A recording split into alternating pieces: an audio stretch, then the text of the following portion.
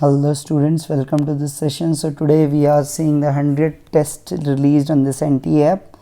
I've just solved it and here's the analysis of this test. This was a, let's say, a celebration paper for you. It was very easy. I have regarded 25 questions as easy in this, which is perhaps the highest I have done I can remember. And 3 I have regarded tough, and out of 3, 1, 2 you won't feel like that tough, and 17 were medium. Question number 38 answer is given by them is horribly wrong. So for this paper, going by that standard formula of my 25 easy plus half of that, to that 25 plus 8, that is 33 questions. That means again you can directly means that is 132, 134 marks can be easily scoreable. So 130 marks should be easily attainable. Now you will say, sir, yesterday you also said 130, but here the number of easy questions are more, there the medium were more. So here the probability of achieving that 130 would be more, I feel. So you should get at least 130 in this paper, and those who are very good should get 160 plus for sure in this paper. Such are the papers where you should crack it, and believe me, if such a paper comes in this NEET, the students who are really prepared, you will see them excelling very well in physics. So this year predicting about the scores won't be that easy, because I still can't figure out who are well prepared, who are not, and still I feel the question is still a question mark whether the exam will happen on 13 September or not. Let's see.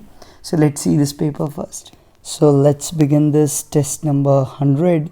If proton and alpha particle are accelerated by the same voltage V, potential V, then the ratio of their wavelengths will be, that means the de Broglie wavelength. So you know that lambda is h by p or h by mv, you write, and h by mv you can write as h by root 2 mk, and k can be written as root 2 mqv. So for same voltage, h is same, lambda is proportional to root of mq. So what I can say, lambda proton to lambda of alpha, this ratio would be m alpha q alpha upon mp into qp. So alpha mass is 4 times the protonic mass, charge is 2 times, so that comes out as root 8 is to 1, or you can write it as 2 root 2 is to 1. Go for option A. Next, two energy levels of an electron in an atom are separated by 2.3 eV. The frequency of radiation emitted when the electrons go from higher to lower level. So what would be the frequency? Frequency h nu would be difference, that is 2.3 eV. So frequency would be 2.3 eV. H I can write as 4.14 into 10 raised to the power minus 15 eV seconds. So it is 10 to the power 15 into 2.3 by 4.14 hertz, you can say. So it approximately, if you will do, this comes out as it would be 0.55 point something into 10 to the power 14. That would be the most appropriate option. So directly you can go by option C. Looking at this particular data, this would be 5.6 if you make it out, or 0.56 exactly if I say that. Next, a man stands at one end of a boat which is stationary in water. Neglect water resistance. The man now moves to the other end of the boat and again becomes stationary. The CM of the man plus boat system will remain stationary with respect to water. In all cases, only when the man is stationary initially, finally only if the man moves without acceleration, only if the man and the boat have equal masses. You know there is no external force along horizontal. F external along horizontal is 0, so CM won't shift horizontally, so it won't shift in any case, whether it accelerates, whether it moves, or whether it finally comes to a halt, it will remain like that only. So CM won't shift. Next, 3 blocks capital M are kept on a frictionless floor as shown. The leftmost block is given a speed v towards the right. All the collisions between the blocks are perfectly inelastic. If loss in kinetic energy after all the collision is 5/6 of the initial kinetic energy, the ratio of m by m will be. So first of all, when they will collide, the velocity v1 I can directly write as, that is mv upon 2m, I can directly say v by 2. Now when this combined mass sticks to this, now what we can directly write, 2m into v1, that would be equal to m plus 2m into v final. You can directly write that mv also, because momentum remain conserved in everyone. So whatever it will come out, that is mv, no point in writing again. So mv is m plus 2m into v final. So v final you have as mv upon m plus 2m. Now the loss in kinetic energy is 5/6. That means the final kinetic energy, that is half m plus 2m into v final square, that is mv upon m plus 2m whole square, is equal to 1/6 of half mv square. That is what it wants to say. So what we get here, so half, if I do this comes out as m square v square upon m plus 2m is equal to 1 by 6 into 1 by 2 mv square. So v square goes, m and m goes, 2 and 2 goes, so 6m is equal to m plus 2m. So we can say m is equal to 4m, so m by m is equal to 4. Go for option D. Just what we have done, we have used the information and put it in the equation. Next, aircraft executes a horizontal loop of the radius 1 kilometer with a steady speed of 900 kmph. Find the ratio of its centripetal acceleration with acceleration due to gravity. So it is executing a horizontal loop, so acceleration you know is v square by r, centripetal 900 kmph. So I convert it into kmph into 5 by 18 whole square, radius is 1000. So what we get now, this is 18, this would be 50, 50 into 5, 250, 250, that is 625 into 100 I can do, and this is 1000. So what we get is 625 by 10, or you can say 62.5 meter per second square. So that is 6.25 times, and if you take at 9.8 it would be approximately 6.4 times. You can directly go for it. Ratio with G. A paramagnetic substance of susceptibility is placed in this magnetic field, then the intensity of magnetization will be, okay, so the intensity of magnetization, that is m, you write as that is equal to chi times h, or I, whatever you write, that is chi times h. So that would be 3 into 10 raised to power minus 4 into 3 into 10 to the power minus 4, that is 9 into 10 raised to power minus 8 ampere per meter. Go for option A in this case. Next one, for what value of R in the circuit as shown, current passing through 4 ohm resistance will be 0.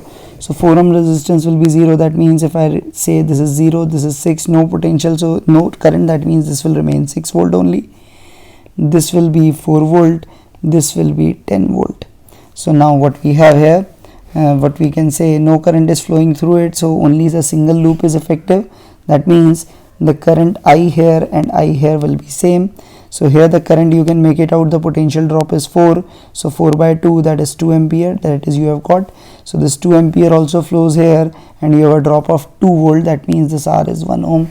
You can directly do it by mental calculation, like you can say. Next one, when two resistances R1 and R2 are connected in series, they consume 12 watt power. When they are connected in parallel, they consume 50 watt power. What is the ratio? So what we say, in the series, the power consumed would be V square upon R series, which is R1 plus R2, that is 12 watt. In parallel, it becomes R1 R2 upon R1 plus R2, that is what you can write. So this value comes out as 50. So what we can do, we can divide both of them.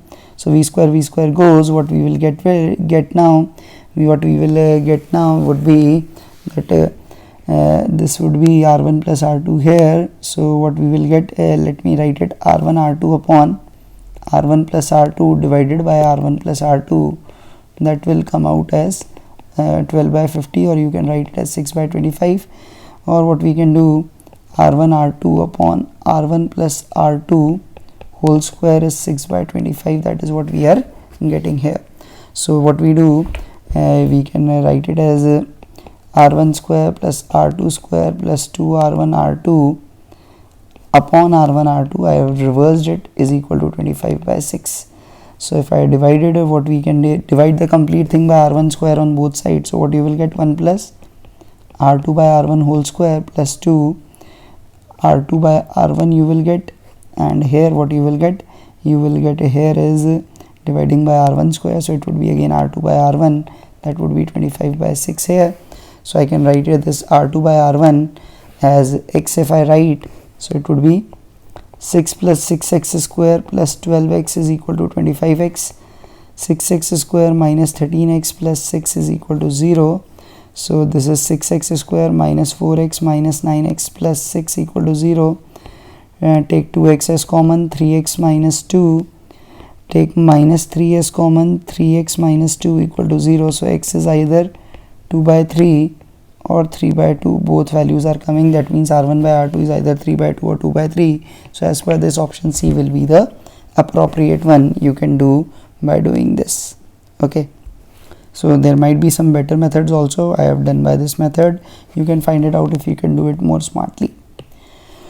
Two balls with charges 5 and 10 are at a distance of 1 from each other. In order to reduce the distance between them to 0.5 meter, the ratio of the work, the amount of the work to be performed. So work done is U final minus U initial. So initial energy you can write it as K Q1 Q2 upon 1 meter.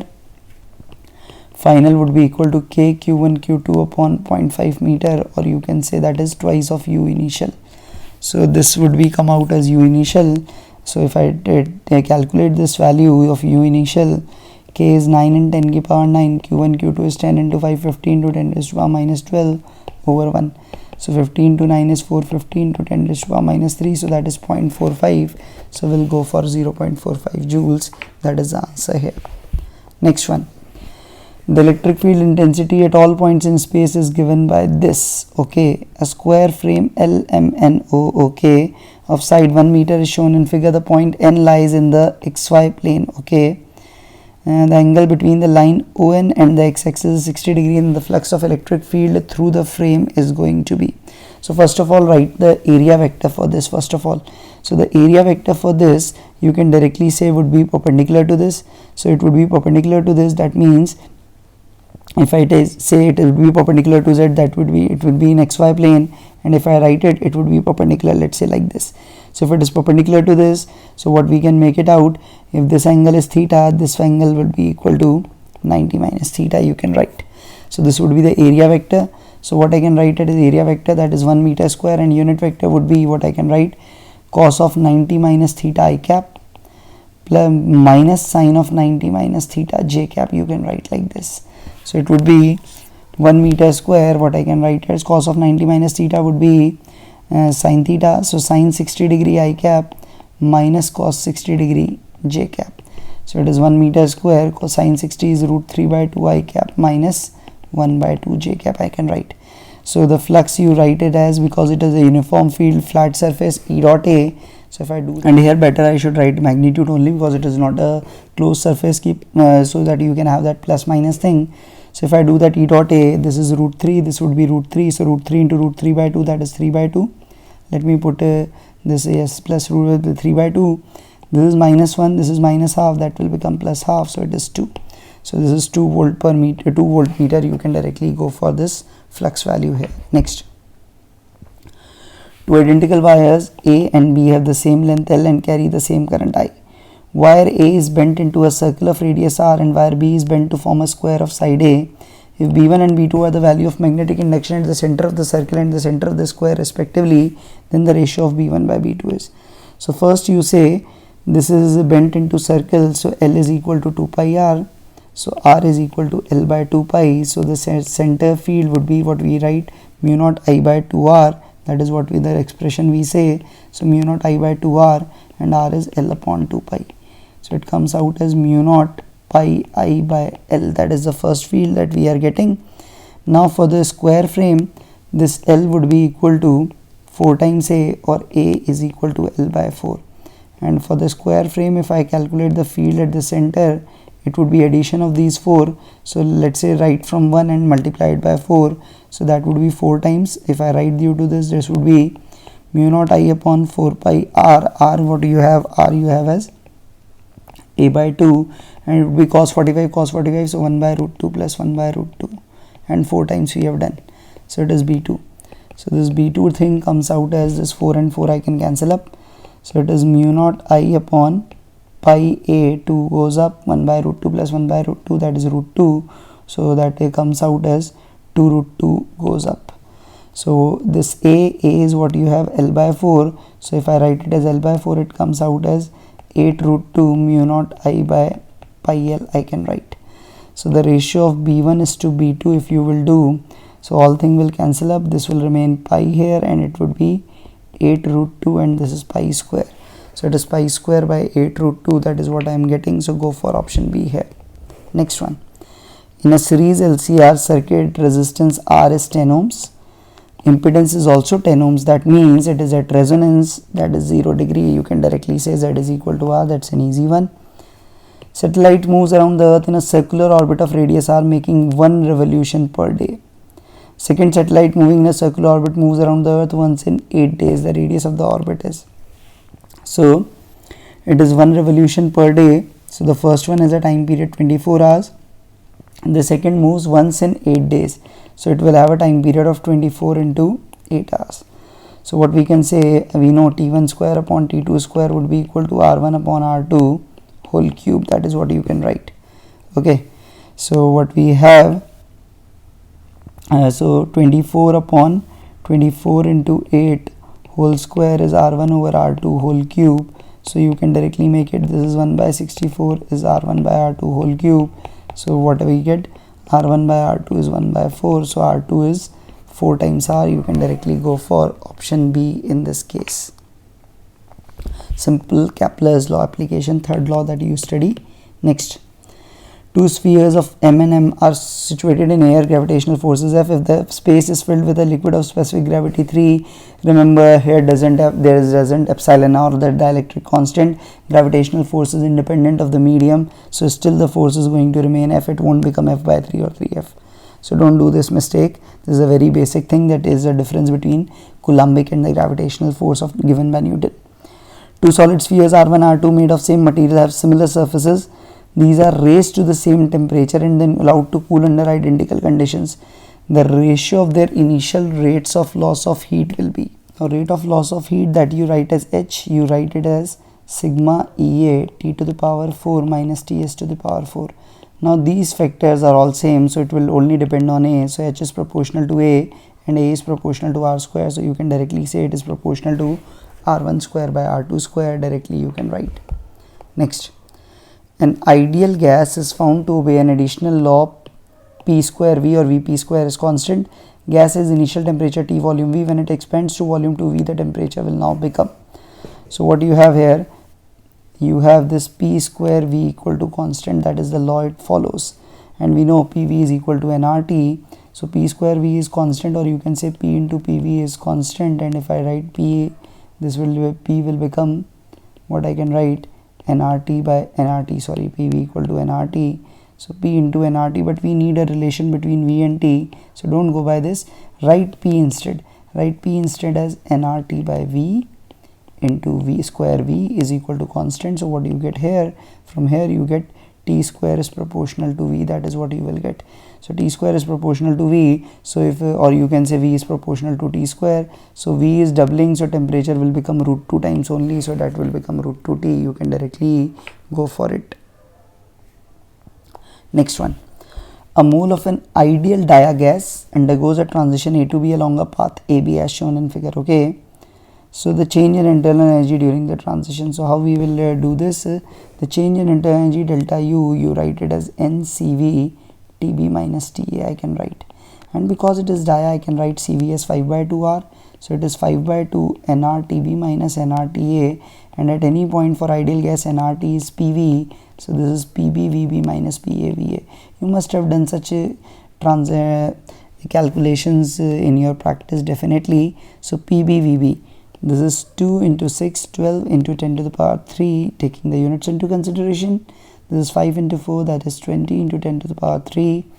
So it is 5 by 2 into, this would be negative sign, I take here 8 into 10 to the power 3, that is 4, that is minus 20 kilojoule. That means the internal energy has decreased by 20 kilojoule in this complete process. Long wire carries a steady current. It is bent into a circle of 1 turn and the magnetic field is B. If it is bent into a turn of n turns, field at center become n square times. That is directly you can remember that B at center is proportional to n square and the magnetic moment is inverse to n. How you derive this? We can write B at center, the formula we use is mu naught I upon 2, let's say R in case of n turns. And what we have, n times, now let's write it small n also here so that no confusion arises. What we have the perimeter would be equal to small n into 2 pi Rn, that is equal to L. So this Rn is inverse to n. So this is proportional to n upon Rn and Rn is inverse to n, so that is proportional to n square. You should remember this thing. This is a very general thing asked in many examinations in India. Long solenoid 40 turns per centimeter carries a current 1 ampere. The magnetic energy stored per unit volume, that is the magnetic field energy density, you write it as B square by 2 mu naught, and B you write it as mu naught Ni. So that whole square upon 2 mu naught you write. So what it becomes mu naught n square I square by 2. Mu naught is 4 pi into 10 raised to power minus 7. N square, if you do n is, I can write it as 4000 per meter in a standard unit. So it is 4000, so it becomes 16 into 10 to the power 6 squaring it, and I square is 1. So this is what it becomes, 16 4s are 64, it will become 6.4 pi if you convert it. So this is option D in this particular situation. That is what you earn. And now you have to divide by 2. I forgot to divide by 2, so don't do this mistake. Answer is not 6.4, it is 3.2 pi. So be careful, don't be in a hurry, otherwise you will have to worry. Next, a particle starts its motion from rest under the action of a constant force. Distance moved in first 10 seconds is s1, that in the first 20 seconds is s2. Then, so in the first 10 seconds, because force is constant, so acceleration is constant and initial speed is 0. So in first 10 seconds, the s1 would be equal to half a into 10 square. In first 20 seconds, this s2 would be half a into 20 square divided, you will directly get this ratio as 1:4. So s2 is 4 times of s1. Go for option B. Body is projected with an initial velocity of this, the horizontal range will be. So horizontal range directly you know is 2 ux uy by g. If you remember, what is ux? It is 8. What is uy? It is 6. It is 10. So 2 8s are 16, 16 6 are 96 by 10, that is 9.6 meter. Quite an easy one for you, basic formula putting. Next, consider a car moving along a straight horizontal road with a speed of 72 kmph. I can write it as 20 meter per second. If the coefficient of static friction is 0.5, the shortest distance in which the car can be stopped, you know stopping distance is v0 square, initial speed upon 2 mu kg. You directly derive using the third equation, because acceleration will be constant, equal to minus mu kg. So this is 20 square is 400, 2 mu k is 0.5 and g is 10. So this is 400 by 10, that is 40 meters for you. That will go for option B here. Minimum distance is 40 meters. Next one, spring balance attached to the ceiling of a lift. A man hangs his bag on the spring and the spring reads 49. When the lift is stationary, if the lift moves downward with an acceleration of 5, the reading of the spring balance will become. So what we can say, when it was stationary, that means that spring force in that case was equal to mg, that was 49 newtons. Now when the lift is accelerating downwards, so when the lift accelerates downwards, what we will have a pseudo force acting on it, that would be acting upwards, that would be ma, mg and plus f spring. So what you will have, f spring now would be equal to m, effectively it becomes g minus a, and acceleration is 5, that is effectively g by 2, so it becomes mg by 2. So mg by 2 becomes, that means 24.5 newton. If I take g as 10, if I take it as 9.8, it would be slightly different. So the options are far away, I can take 24, no worries. Binding energy per nucleon in deuteron, helium are this. When 2 deuteron nuclei fuse to form a helium, the energy released, this is a very standard case. 2H1 plus 2H1 gives 4 helium. I think this we covered yesterday in some paper also. So the energy released would be, final binding energy would be 4 into 7 minus initial. Initial is 1.1 into 2 for 1, and there are 2 such nuclei. So taking 4 as common, it is 7 minus 1.1. 4 into 5.9, this comes out as 23.6 MeV. Go for option A in this case. Next, which one of the following statement is true for 14 carbon, 15 nitrogen, 16 oxygen? They have equal number of protons? Not at all. Equal number of electrons? Not at all. Equal number of neutrons? This is 8, this is 8, this is 8. Yes, so option C is, these are what you can say isotones. Next, the displacement of a particle in SHM is related to time t like this. The frequency of the motion, you can directly say this is omega, so omega is pi, so frequency is omega by 2 pi, that is 1 by 2 hertz. So it is 0.5 hertz. Therefore it's a very easy one. I'm deleting it so you can check this, omega is pi if you find it difficult to read. Next, simple pendulum 4 meter long swings with an amplitude of 0.2. The acceleration at the ends of its path, you know acceleration at the end is equal to g sin theta max, because AC is 0, that is only 80 g sin theta max. So what would be theta max here? So we can directly write L into theta max was equal to this amplitude, which is 0.2. So theta max is 0.2 by 4 and that is very small, that is 1 by 20. So sine theta would be 20 also, 1 by 20, so it is g by 20. G by 20 means 0.5 meter per second square. You can go for, because for small angle tan theta, sin theta, theta all are equal. Next, electrons are accelerated through a potential difference V and protons are accelerated by 4V. de Broglie wavelengths are this, the ratio would be. So again the first question that we did in this paper, H upon mv, mv is root 2 mk, root 2 mk is root 2 mqv, that is what you have. Now you need the ratio of lambda e to lambda p. So that would be root of mp into e into vp, vp is 4v, me into e, e and e will cancel into v.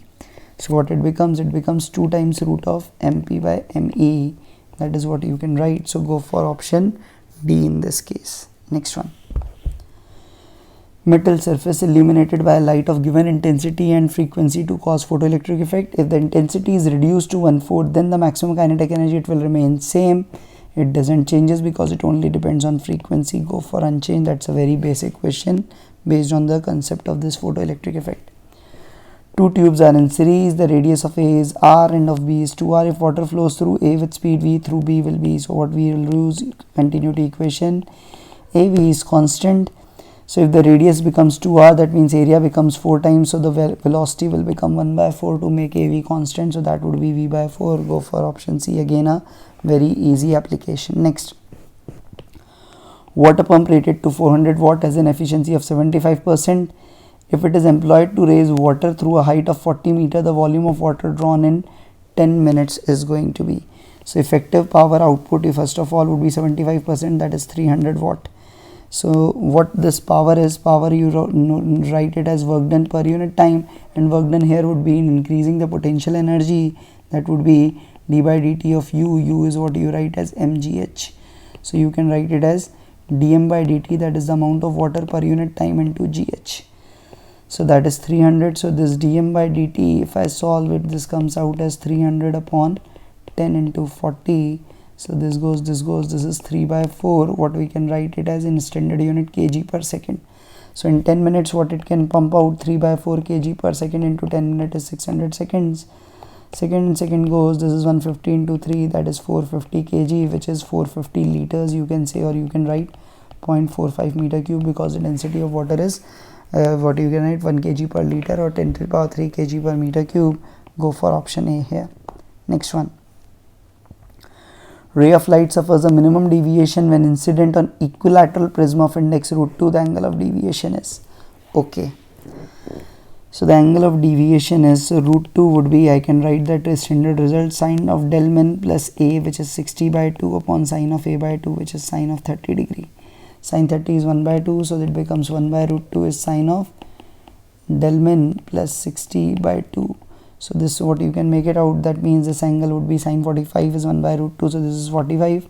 So del min plus 60 by 2 is 45. So del min plus 60 is 90. So del min comes out as 30 degree in this particular case. The angle of minimum deviation as per this data is 30 degrees. Next one, astronomical telescope has a larger aperture to have high resolution, and to have more light gathering ability. So here it is high resolution, because theta minimum is that what we can say is inverse to d. Greater the d, lesser will be the theta minimum, so more will be the high resolution. That is the limit of resolution that we talk about. Next,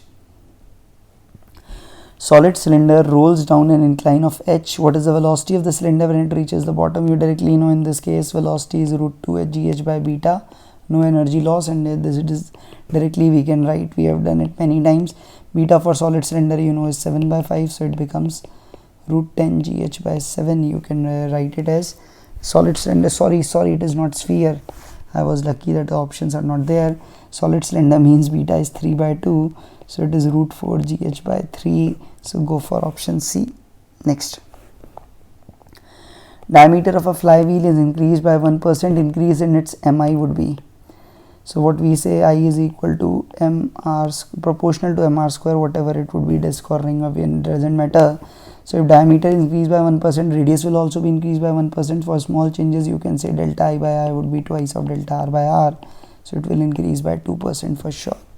Easy one for you. Next one, change of 8 milliampere in the emitter brings a change of 7.9 in the collector. So what you can have, delta IC upon delta IE, if I write it would be 7.9 upon 8.0, and you write it as alpha. So alpha comes out as, you can write it 79 by 80, you can write it as, this is alpha, so this is alpha is 79 by 80, and if I write beta, beta is delta IB by delta IC, and you know delta IE would be equal to delta IB plus delta IC. So delta IB is 0.1, you can make it out, and it is 7.9. Okay, I have written it wrong, it is reverse, beta is greater than 1, don't do such mistakes. Delta IC by delta IB, it would be 7.9 upon 0.1, that is 79. So this is 79, and what would be alpha now? So alpha, you can solve it, it would be,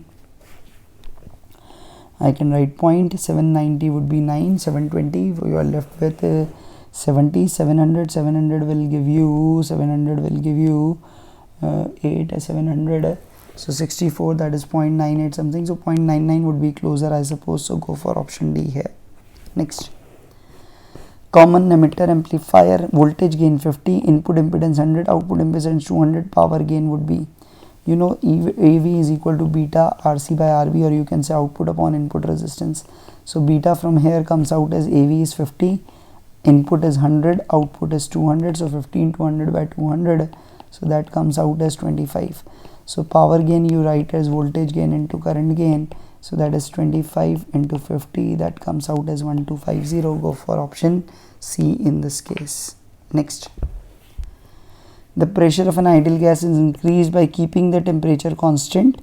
So temperature is constant, so kinetic energy will remain same, because kinetic energy depends only on the temperature. I don't know how the NT has given answer increases, that's a standard concept. We know the energy depends only on the what we can say on the temperature, that is 3 by 2 kT typically that you write it, so it is going to remain same.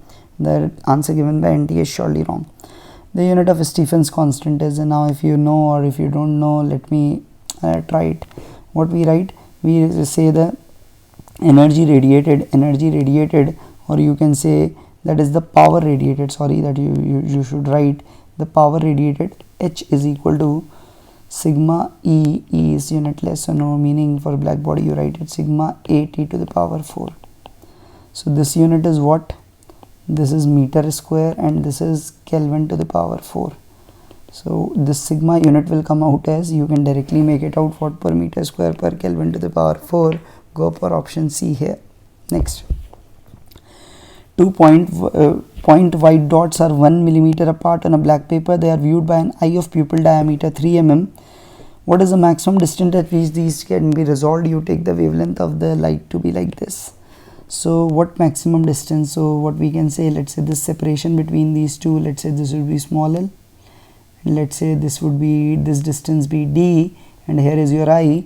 So what we can say, the angle it's obtained on eye, that theta is equal to L by D, that should be definitely greater than the minimum angle of resolution, so L by D should be greater than, and this you know is 1.22 lambda by D, where D is the diameter. So this L should be greater than equal to what we can say, L, what do you need, the maximum distance, so D, sorry, we have to take the value of small d, so small d should be less than equal to LD upon 1.22 lambda, that is what we are getting. So in the limiting case, this D max is L, L is 1 mm 10 to the power minus 3, D is 3 mm 3 into 10 to the power minus 3, 1.22, because we take the circular aperture, lambda is 500 into 10 to the power minus 9. So this 9, 6 and 8, so only 10 remains, 10 into 3, okay, 10 into 3, yes, so that is going to remain. This is 10 into 3, this is 5 into 1.22, 5 into 1.22 is 5 2s are 10, this is 11, this is 1, so 6.1, so this is 30 upon 6.1, that is approximately 5, I'll go for 30 by 6 is 5, so this would be 5 meter, I'll go for in this case. Next one, in YDSE experiment, the intensity of light at a point on the screen where the path difference is lambda, that means that it would be a maximize I. The intensity at a point where it is lambda by 4 is, so we can say I at any point is I max, or I should write it, intensity is I max cos square 5 by 2, that is what you write. So this I max is I, so the intensity at this point would be cos square 5, you know is 2 pi by lambda into delta x is lambda by 4 upon 2, So what we are left with 2, it is I cos square pi by 4, that is I into 1 by 2, so it will be I by 2. Go for option B in this particular case. Next, police car going at 22 meter per second chases a motorcyclist. Policeman sounds horn at 176 while both of them move towards a stationary siren of frequency 165. Calculate the speed of the motorcycle if it is given that he doesn't observe any beat. So for him both are same. So what we can say, the siren sound, first of all the police car sound he will hear would be equal to 176 is the original one, because it is going away. So I'll write it as v of sound minus v, and this would be v of sound. Here also it would be minus because it is approaching it, and this is equal to 165. Here the observer is at a rest, so it is v of sound, and here it would be v of sound. Vs here I am meaning v of sound. Typically we write it v of source, v of sound, and here it is going towards it, so it would be plus v. So doing this, so 176 into 330 minus v upon 330 minus 22. If I do 330 minus 22 would be 308, and this is 165. So Vs plus V, that is 330 plus V, and this would be Vs, which is 330 I can write. So what we can do, this is 30 times, and this would be, I can make it out 28 times in table of 11 that we have done. Now this is 30, I can write it as 6 times. This way in table of 5, this would be 33. And if I do 28 table, if we do 28 table, 140, and then we get 168. So no, we are not getting it. So try by 4. This is 7, and this is 44. Yes. So now what we are left with, so what we can do, we have this, we have to multiply. Okay, this is again cancelling up. This is 3 and this is 4, so something is good.